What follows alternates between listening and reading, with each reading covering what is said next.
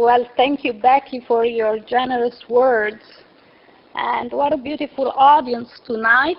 I guess we are all archaeologists here, because usually the podium is it's rare to have archaeology presentation here, so I assume that all of us today share this interest. I'm frankly very surprised and happy to see so many of you. Before I present tonight my material, I want to just briefly give you 2 comments about archaeology, because I have so many students. It's so common, the question about artifacts, and also what do we do with excavations, how do we select places, where should we go, so many questions. So I will not give you a detailed tonight lecture on the nature of archaeological excavation, but I want to briefly address 2 points that I think may be relevant to our lecture tonight. One is the question of artifacts. Tonight we deal with a site that has a very limited numbers of artifacts, only for one reason. They are collected in private collection by families that preserve them, and are very proud to have them. But you understand that of course, causes a big problem, because we cannot share the knowledge. Therefore, Italy has just came up with a good idea with a law. Today we have this law that encourages private collectors to share what they have.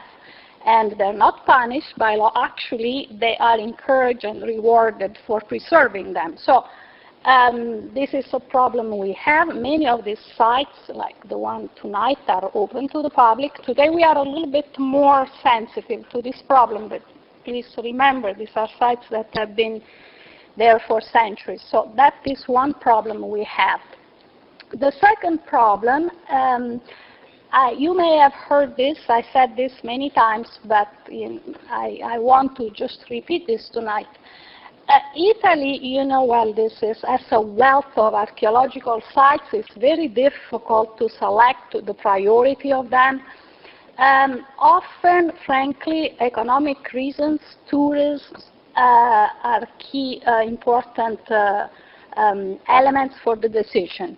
You know very well, here I have a public tonight very informed, erudite on Roman history and Greek history and Etruscan history. So you know that most of our emphasis and effort and economic resource have gone to the west coast, on the Tirreno, for obvious reasons.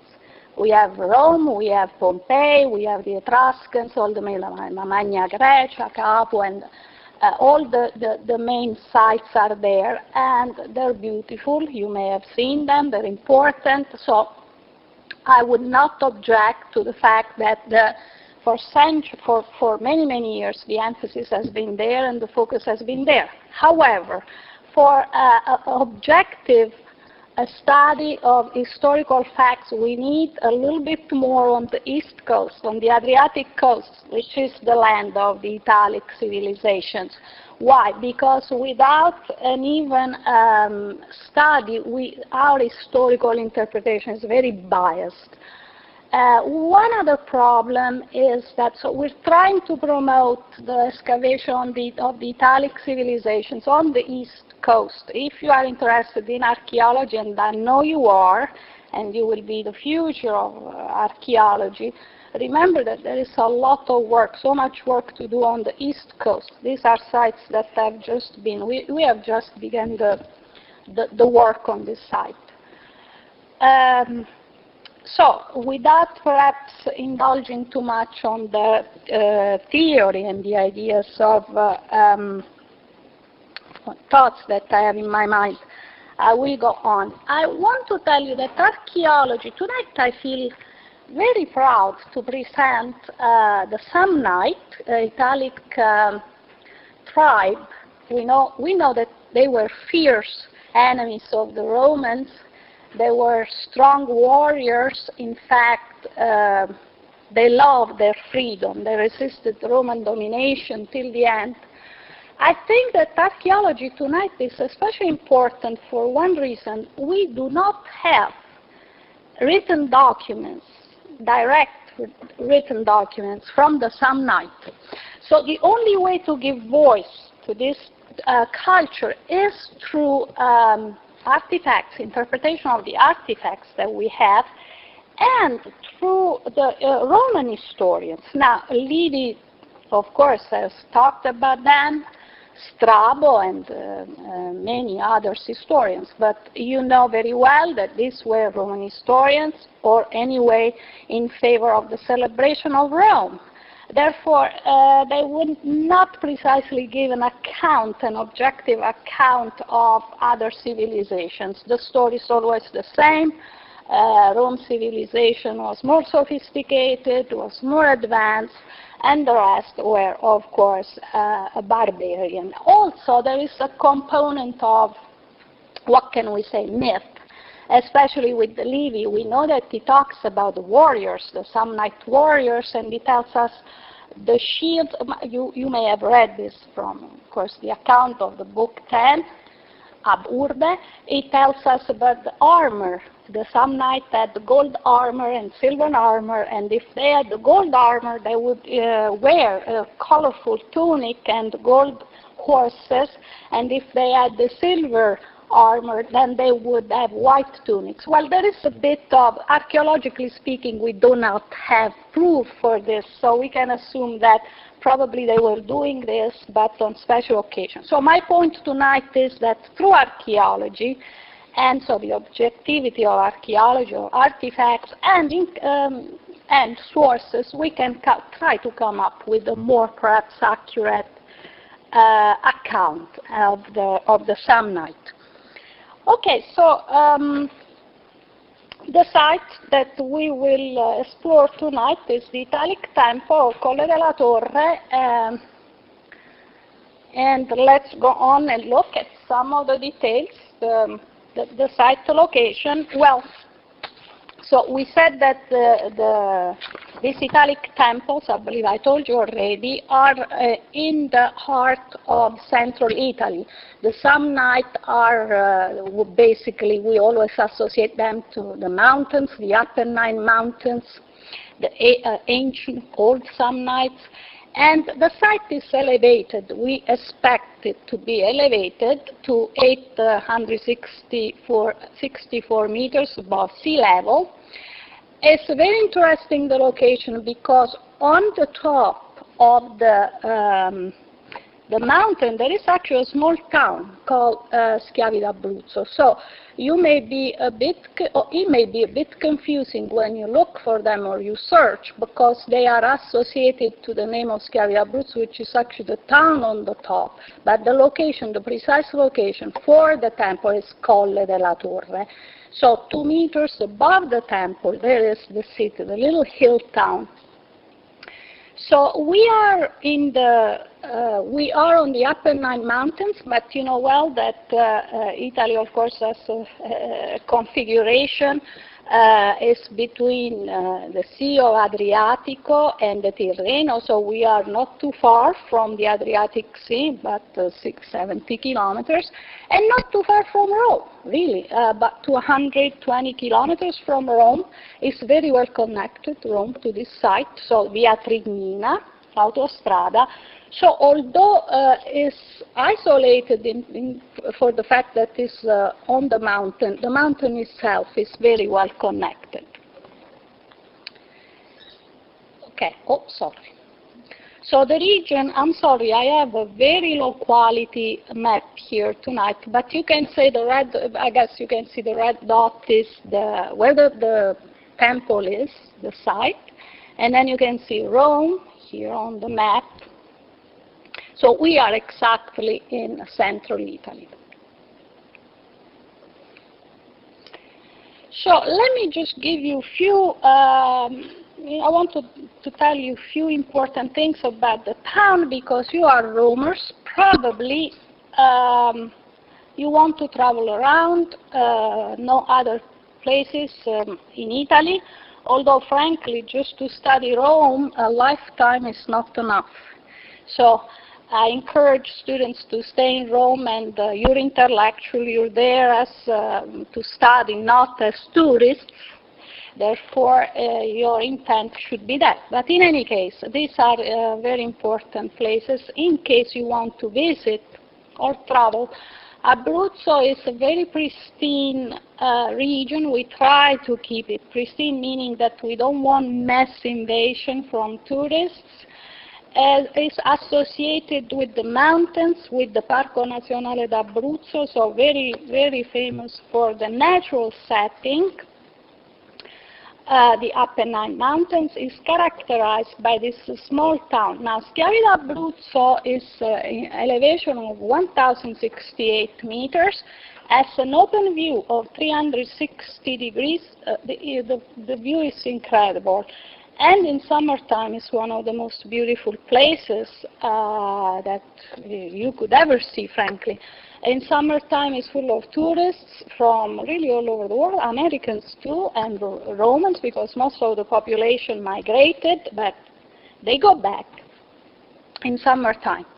In wintertime, the situation is different. It's famous for the snowfalls, at times 2 meters of snow. Helicopters have to go and bring food to the people there. I have visited this place very few times in my life, shame on me, but it is really it is a fascinating place.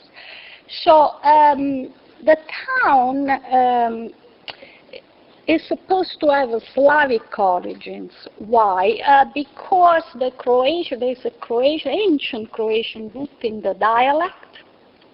So probably was a Slavic colony, and also because the division of the land in bats, which we can translate contrada in Italian, but anyway, meaning that there is a subdivision of the land, indicates that maybe of Slavic origins, although I must say we do not have, the city has not been studied as much as the temples, and you understand why. So the first time we see the name is under, of course, in the bull of Pope Nicholas in the second in 1068, has been under the domination of the kingdom of the Due Sicilie. So the town itself is very ancient, but again, not much has been done in the research for the town. Oh, I'm going backwards. Okay, this is a view of the Schiavi d'Abruzzo. You can see a typical, looks like a little nest, a bird nest on the top of the mountains. It's fabulous. You can walk around, look, you know, around the Apennine Mountains. It's an open view, again, incredible to see, very pleasant in summertime.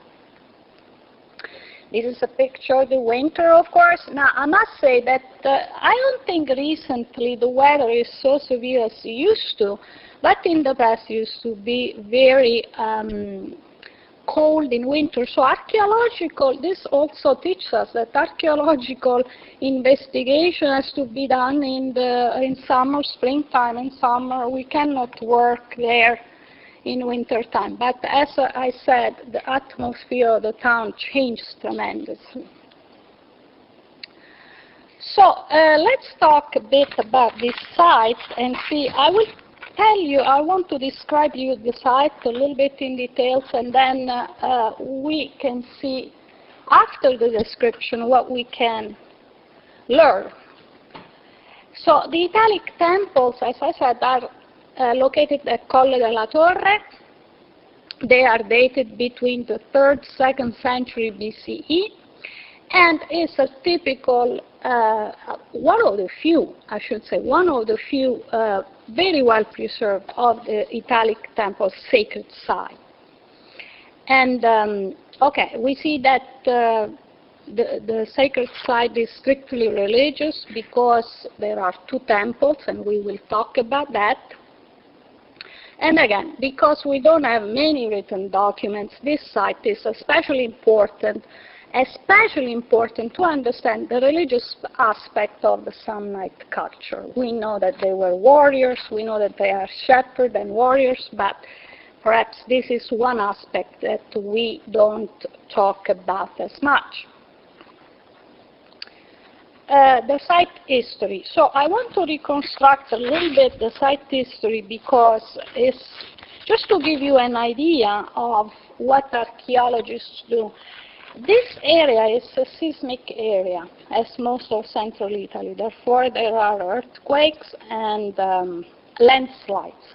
The site has been covered for, we knew that was there, but has been covered by landslides coming from the mountain. So the first description of the site was only made in 1936 by Dr. Scenna, and he, of course, was associated with the Università di Chieti, a very good university in classics.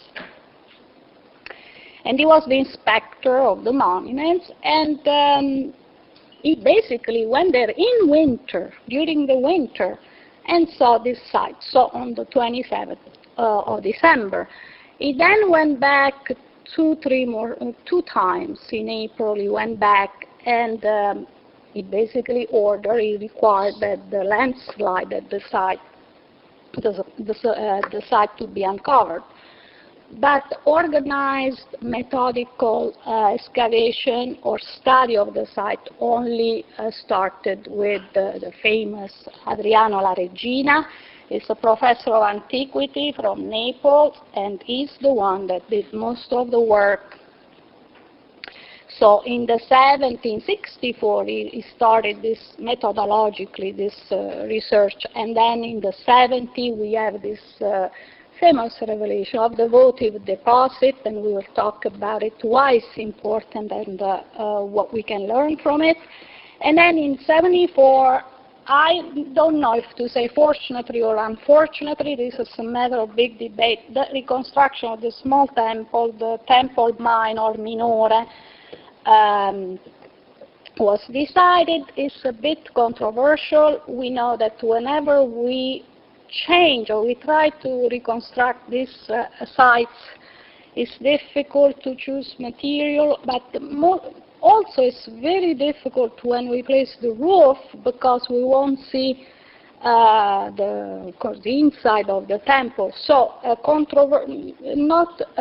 there is not agreement on the reconstruction, especially for the type of material used. Okay, so these are I apologize, the quality of my pictures are not very good tonight, but anyway, you can have an idea. This is an old picture, so you see the condition of the time. It was covered, and then today, this is the Tempio Maggiore. What they are doing, instead of actually rebuilding the roof with the wooden frames and tiles, they have placed a metal roof that allows the aerial view on the temple because of the controversy that there has been with the rebuilding of the small temple. Okay, so this is one of the very rare pictures that we have. This is the small temple, the minor temple, before the reconstruction. And again, as I was telling you, it's a special document because we can actually see what is inside and have an idea of the structure, see very well the retaining wall and all the elements that we will talk in details about the elements, but these are I guess the original pictures. They are in black and white. Okay, so I want to tell you a bit. So the picture here on the left is what you see today. This is what we have in the site. So the sacred site today has a retaining wall made of stones, then two temples On the left side, il Tempio Maggiore, the major one, is a bit older. They belong to two different periods, but not that. It belongs to the end of the 3rd century, perhaps the beginning of the 2nd century. But you can see that the architectonic plan is very different from the other temple, very different. And it's very intriguing, this difference that we have. And then we have the Tempio Minore. So the Tempio Minore, minor temple, would be the one on the right that has been reconstructed. You can see that the columns are made of bricks, 4 columns, and then the area facing the minor temple is an altar. Now, this is the state of the excavation today. The altar, we are still studying the altar, but probably it had 4 columns, at least from what we can see now. The trench has excavated a little bit more, but and then probably had the wood roof structure with tiles. And the detail on the right is part of the retaining wall. That's a typical Samnite construction. I want to emphasize a very interesting thing about Samnite culture. We don't have significant remains of civitas, cities, not even, frankly, of burials or homes. Most of their architecture is religious architecture. So this shows that their emphasis, the importance, the primary element of their life was their piety, the observation of their rituals. Okay, so Tempio Maggiore, I want to give you some details about this Tempio. So the first thing that we notice is that there is a stair that is enclosed in the podium. So first of all, I should say there is a podium, so the area is elevated, and there is a stair that leads to the pronaos. The pronaos, tetra-style, 4 columns in the front, and then there are 2 additional lateral columns. The floor, of course, hewn stones. Then there is a cell in the back. It's almost square, the cell. It's not at the same level of the pronaos. It's a little bit lower, almost square in shape. We do have some molding on the bordering here.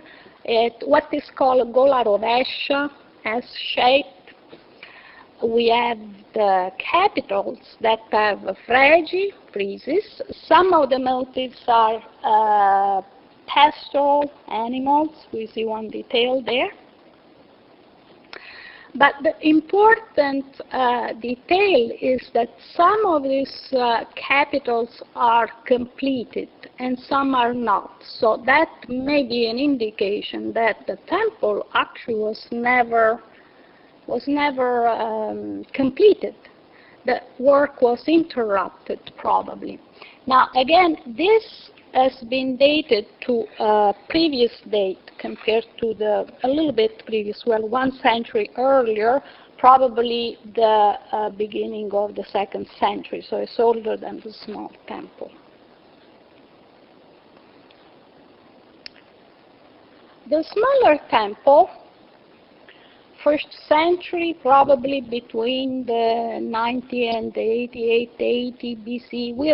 There are 2 different opinions about the dating, and I tell you why. We don't see here the podium. So one thing that is missing, we don't see the stair. The architecture is very modest, frankly, but there are some elements that are very, very important. Okay, we have 2 areas here. Again, the pronaos and the cella, the cell. The pronaos has the 4 columns in the front, very typical. Then we have the 2 floors are quite interesting because one is opium spiccatum that we know this is also found in other temples, and one is in Signino Rosso.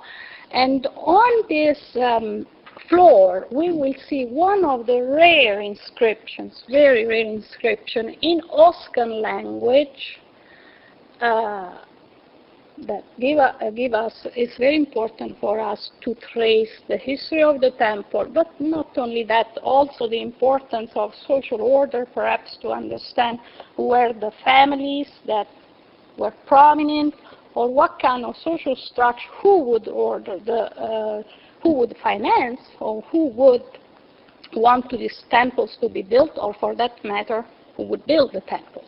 So important for the fact that there is this inscription. Also, we have found a stipe, a votive stipe, in the rear part of the temple. The stipe has a very modest number of artifacts. The artifacts are votive figurines. I think you are familiar with this archaeological artifact. These are a small figurine in terracotta in this case that were produced mainly to ask the favor of the gods. And so we have very few here, although this is a sacred site, so we expect to find many of these figurine offerings to the god. We don't. So probably what happened is that either at time of, let's remember that this is an area of great conflicts between the Romans and the Samnites, probably was moved in another location. Let's hope that maybe one day we will find it safe somewhere, or was looted, as we were saying before. We see this figurine now and then appearing in private homes. I must be honest with you, my family may have collected some of them. So we don't even know what they are, frankly, are things that we find and take home. So anyway, we don't have a wealth of artifacts, but we have a clear indication for the function of the temple. So this is the altar. As I said, we have a little bit more has been done, the typical stones stacked without mortar. This is the typical construction of the Samnite. And on the right, this is one of the very rare digital reconstruction, the only one that we have so far. It was displayed for the first time this year in the museum that was open. In fact, this material is just now being presented. You are privileged here to see it, because it's just the museum has been open only this year in August, the 3rd of August, and this is the first digital reproduction for the material. As far as we know now, probably there will be more surprises, I'm sure, but this is what we have. So it looks very beautiful. We see the terrace. This is basically the land. It's a terraced area with retaining wall all around. Probably the wall was around the whole site, but then has been destroyed. Most likely that was the case. And then these the 2 temples plus the altar. And I will give you some more details, so perhaps we can put all this together and make sense of what we have here. Okay, the artifacts. So let's look at some details just to understand a little bit better. The artifacts that we found. Now, when you look at these statues, honestly, are they pretty beautiful? Honestly, they're not. Right? These are not beautiful statues. These are not objects artistically elaborated. So we can assume, we can come to the conclusion that the function was not an aesthetic function. They don't present Hellenistic influence. They don't present details. They are locally produced. And in fact, for this reason, the production is very important, because we don't see anything like this anywhere else. They are called figurine of schiavi d'Abruzzo. They're labeled as such. So this indicates that they were produced there locally. Now, why are they so unusual. I don't want to use the word ugly because seriously, I really fell in love with these things. I like them. But they are a bit unusual. The technique, they are in terracotta, so the technique, the way they were produced is quite unusual.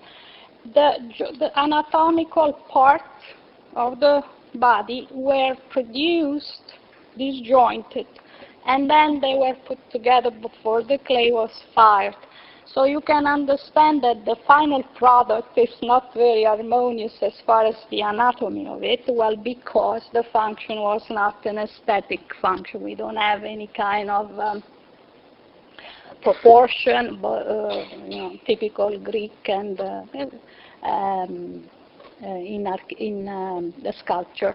So we see that some elements are exaggerated, some other elements are missing. Probably as votive statues, I just give you an example because you are students, so we must inform you. I don't want to give you a tedious lecture with the technical details, and then so I give you a practical example. If somebody had a disease in a hand or a leg or a foot, that would be the part of the body that would be emphasized, and offering would be given to cure that specific disease. This is what we mean by votive figuring. Probably this is the case of the artifacts we have here. Again, we don't have many of them. One that, though, we have that is a bit different, we call this the precious artifacts. It's more the quality, of course, they're in gold, they're leaves, gold leaves. Probably they belong to a crown.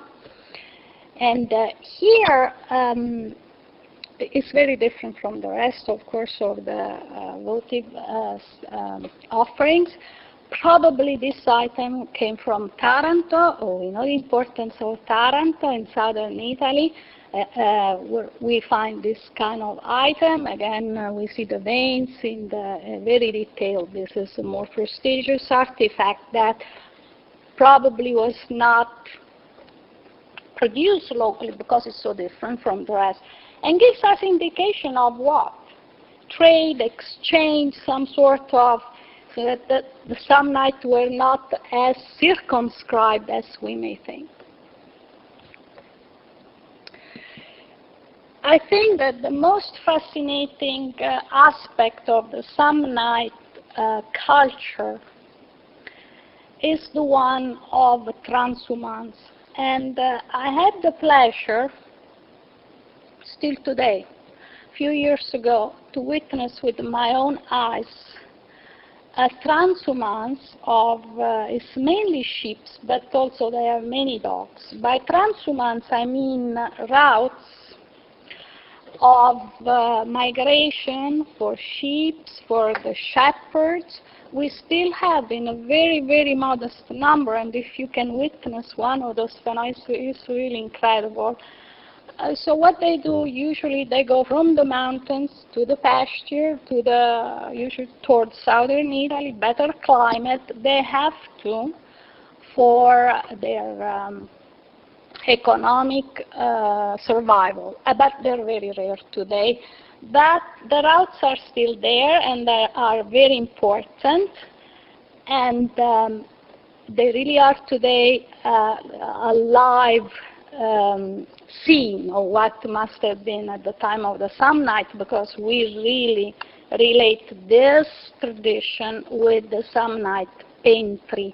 Now, I should specify, perhaps I should have done this a little bit earlier, the Samnites are divided, usually we divide them in 4 groups. The ones that occupied the area of Abruzzo, southern Abruzzo and North Molise, are the Templi. The Templi are the Samnites of the mountains. Then we have the Irpini, another group. They were around what is today Benevento, the Carracini, but what is today Agnone, and the Caudini. You all know them, right? For the famous yoke of, they were the ones that humiliated the Romans and The Romans had to go under the fork, the yoke of the Chaldean fork. So we know them. They were the more sophisticated. They were the more, if we wish, urbanized, because they were in Campania, so they were at the influence of La Magna Graecia. But the Templi, our Templi here, our Samnites from the mountains, these are warrior and shepherds. So shepherds, they live in nature, and they have this transumanza tradition. Now, we call it transumanza tradition, but of course this is a very ancient tradition, probably of religious nature. These are some of the transhumance roads. So we have the famous one toward Foggia, Castel di Sangro, around the sacred site. I think this is the most important element when we look at the topography of the region, because the location of the site in relation to this transhumance routes is very, very important. So beautiful scenes that you can see today, in case you, as a roamer, you really want to experience the traditional way. Okay, so this is the map. I try to underline in red with the red arrows the paths of transhumanza, and you can see how the site is basically surrounded by these transhumance routes. Okay, so I don't want to, and I'm not an historian, so I don't want to give you a lesson tonight about the Samnite, but I just want to remind you of very few facts that we all know. One of them, if we want to trace the Samnite as far as the Templi, as far as origins, we know that during the Bronze Age there have been waves of migrations from the east, from the north, toward the Italian peninsula. We have a very similar situation with the Etruscan culture. So probably here we are dealing with immigrants that interacted with the autochthonous population, but at the end we have to look at the formation of the culture on the Italian soil. So the Oscan, we associate them with the Oscan because the language is the language Osca. And the Samnium is in the heart of central Italy. Today corresponds to the southern part of Abruzzo, Molise. And I believe Dr. Pope is here with us tonight. So if you want to know about Molise, he has visited this region. It's the best kept secret in Italy. We treasure Molise because it's a small region. Again, very pristine, very beautiful, and very important for archaeological advancement of the Italic population on the Italian land. So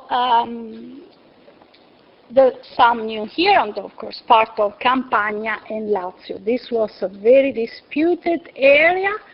The Romans were in constant conflict with the Samnite. We usually say that there were 3 wars, but the reality is there was one long war with continuous conflicts. Basically, the conflicts were caused by land expansions. The Samnite from the mountains wanted to expand toward La Campania. Campania is a very fertile, rich region. And the Rome, of course, had interests there, so there were always conflicts. And I hope you can see, again, the map is not as clear as it should be. These are basically the 4 tribes that we were talking about earlier. So the Templi are the ancient, old Samnites of the mountains. Then we have the Irpini, Caudini, e Caraceni. Frentani, now there are so many of this Italic population, you may know them, so many of them. There is another group, the Frentani. At times they are listed as Samnite because they joined the Samnite in the Samnite League, but technically they're not Samnites because, well, first of all, they belong to they were on the coast, on the Adriatic coast, so the Frentani should not be included. However, I don't want to tell you, you know, as a definite, because at times you may see them there too. Okay, so often we say, we ask a question: if the Samnites were fierce warrior and the lovers of freedom and skilled, you know, that they were gladiators, they were the ones who started the tradition of the gladiators, yeah, the gladiatorial school of Isernia. So we wonder why the Romans defeated them at the end, although they really resisted Roman domination. They loved their autonomy, they loved the freedom. The argument is probably the organization, the political and territorial organization, the cohesion was of a different nature. So we can really, if we compare these two cultures, we can see how different they are. Rome, you know, urbe, the city was very important, urbanized society. The painter instead, as we said, shepherds, warriors, but not organized in civitas, in urban developed structures. So what kind of structure they had? Well, politically speaking, so we do have this medix tuticus. Now, these are, based on archaeological evidence, we're sure that these were magistrates, if we wish, in the government. At times it's difficult to know because the influence with Rome was so close, so it's difficult to distinguish. But this is what we have, these names we have on Samnite archaeological evidence. So the medix tuticus, the leader, it was basically, he had two functions: religious. The religious cohesion was very strong, as we have seen from our side, and also the military cohesion was very strong. They were very loyal. So his function was basically, he may have helped with the economy, but basically he had these two functions. Now, in progression, we have the medix minor, and he was in charge of the pagus, because, so let's talk a bit about the land division. So the tuto is the unit, is basically the division of the land. They didn't have the city, they have the tuto, which were large areas. We can really identify as with the concept of tribe. The land was, these are looser organizations. Then, under the tuto, we have the pagus. So the pagi will be parts of the tuto, and the medix minor would be in charge of them. Then the medix atticus, of course, the fiscal administrator, he would also be in charge of military recruitment and things a bit more pragmatic. Then the embractur, this is an important figure. We actually have a coin that I will show later. Appears this title in the military when the Samnite League was formed. So embractur, we can kind of see emperors, sort of reminds us the etymology. One thing that we always emphasize about the Samnite is their democratic structure. They apparently, Livy tells us this, they would criticize in public their leaders, so they were elected in a more democratic way. And interestingly, we don't have in the Oscan language a word for king.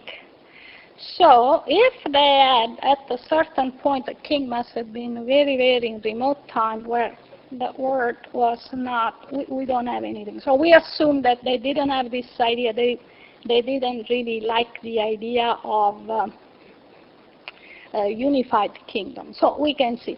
And Livio tells us always, vir nobilis potensque. So he tells us when they advanced in their military career and political careers because of their integrity and their courage in battle.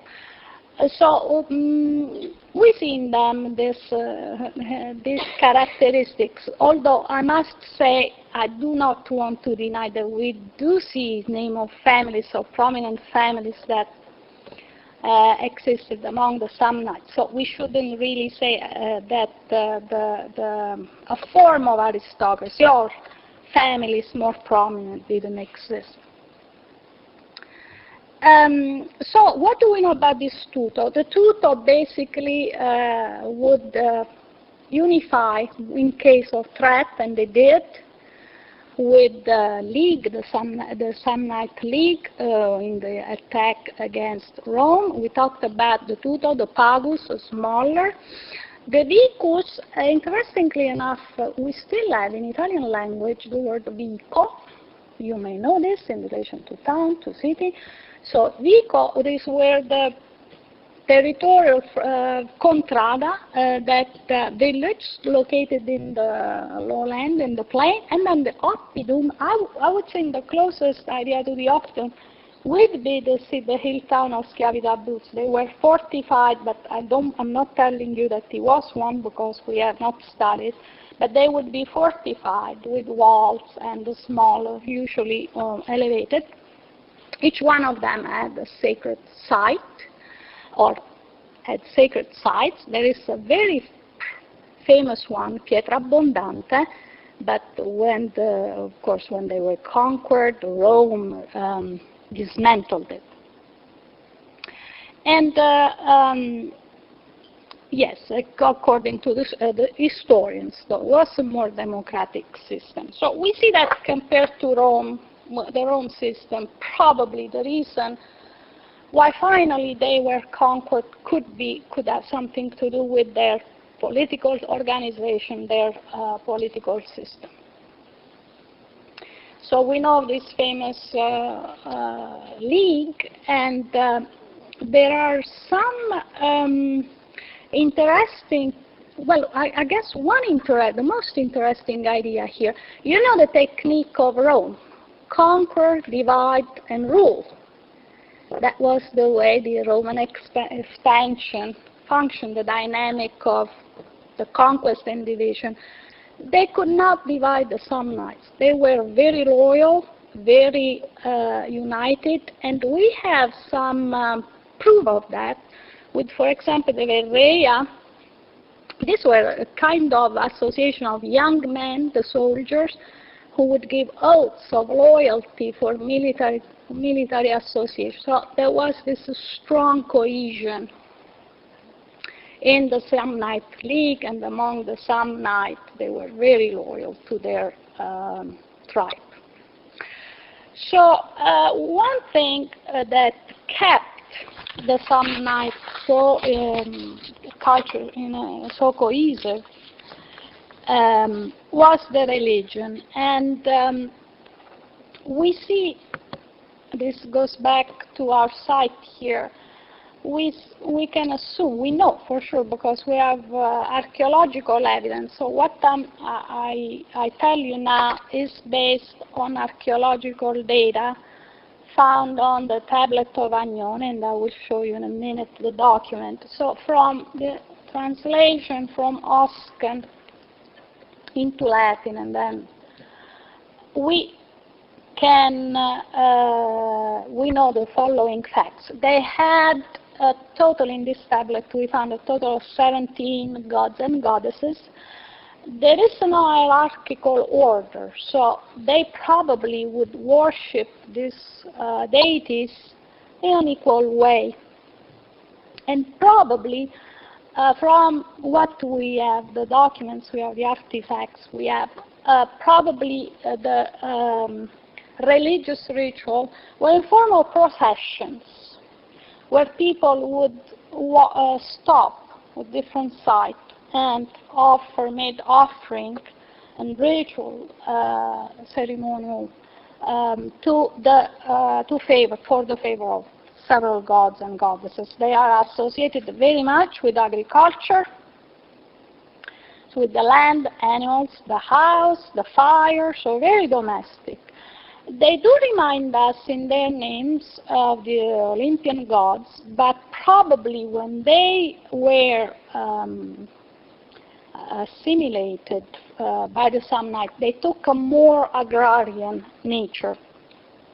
So we have many female goddesses. Ceres is very important, and many local sites are dedicated to her. Now, some archaeologists argue that if we look at the way the sacred space is organized, we can see some relations with the Druids, so the religions of Nordic religions. Why? For two reasons. So ortus, we know, is the Latin word ortus, is kind of chicken garden, I guess we can translate it. Vegetable garden. Vegetable garden. It's a huerta, exactly. So vegetable garden, yeah, I like that more than chicken garden. So the word ortus is right, but we find here urt, which is the Oscan. We'll talk about the Oscan language in a minute. So what happens is, this is a fenced area. It's a very defined sacred area, and then within it we find these different sacred altars. So kind of what we saw earlier with the temples, there was actual structures, but it's very well defined. And so there are different temples, and because we have different divinities. So anthropomorphic in nature, and the Sabella Carmina, you may have heard of this, is a form of incantation. One thing about the Samnite that also, I'm thinking in terms of comparison with the Etruscans, two important things when we compare with them. In religious terms, they as well interpreted the flight of the birds, the intestines of sacrificial animals, so the ars auristicina that we have with the Etruscans. So we see, and one important element, the snake is seen, so elements from the east and still that remain in the culture. So this incantation, kind of superstitions, I guess today we can call. And then, okay, all this from the Agnone tablet. So let me show you this Agnone tablet. So the Agnone tablet is a very important document that today is preserved in the British Museum. I hope that we will get it back, as now one thing very important in archaeology is to try to give back our, to each country the archaeological treasures. But I don't have much hope, but that's where it is preserved. And let me hurry a little bit here. This is the document. It's a tablet that is carved on both sides with a portable handle. So this is very important. Shows us that they were semi-nomads. They would move. They would take these documents with them.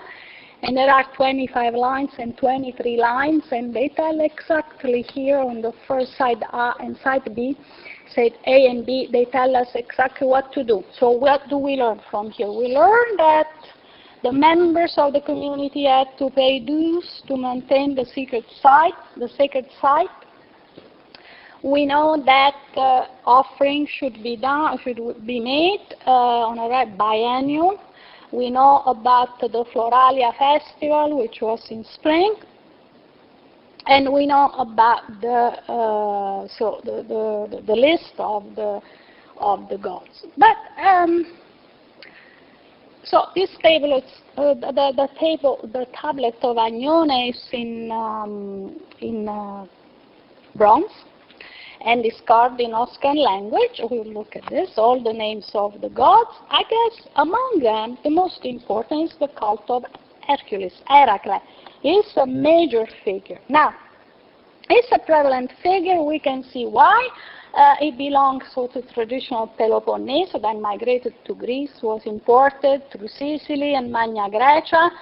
The young hero who goes and conquers new lands, expands the horizons. We know that this associated with the Colonne di Ercole, the columns of Hercules, the end of the world was believed to be, right?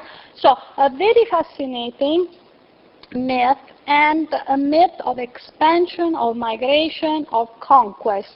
The young very much reminds us of the value of the Samnites, the young warrior, but also shepherd who migrates. And why is this important? Oh, by the way, this is a figurine, the one on the right, called Heracles of Schiavi d'Abruzzo, which was found not exactly on site, a little bit, but between the site and the town of Schiavi d'Abruzzo. But you can see that has been produced somewhere else. This is not a local production, because look how beautiful is the hairstyle, the details. So there is a difference. But we have so many of these little statues all over Abruzzo, and many of them are in the private collection. I wouldn't mind adding one. Okay, so this is the famous inscription in Oscan language, and as we said, is in the minor temple, Tempio Minore, appears in the minor, in the Tempio Minore. The abbreviation at MT medics we can see Tutico, the first abbreviation. That was a typical thing done.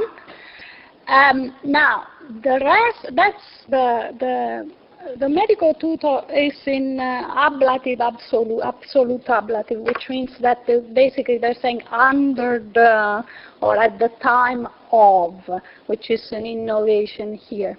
But the thing that, without looking too much in technical details, because still there are problems in the translation, but one thing for sure, we have fecit G. Papius. So it was made, the temple was made. We know that by G. Papius. So this proves that the famous family of the Papis, which is, we also see them in the social war on the coin there, had this name of Embratur that we were talking about before, so political, a very prominent political title. So here we can clearly see that this was a family prominent because they built the temple, because they, you know, later on in the conflicts with the Romans, they produced their own currency, and they resisted the Romans. So a very famous Samnite family, Mutillus, Papius, and now the rest of the inscription, there are some problems because parts are missing. Then there is legu, probably it's a legum, there should be an M there probably for the accusative case.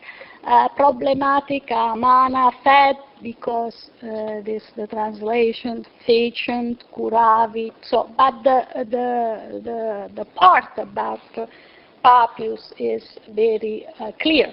Now, the Oscan language. Okay, so how many of you are interested in ancient language? I'm working a little bit with this language and the Etruscan language. It's easy to read, of course, from right to left. I'm doing that too much, and now it's hard to read the opposite way. But 21 letters, 4 vowels, 2 were added.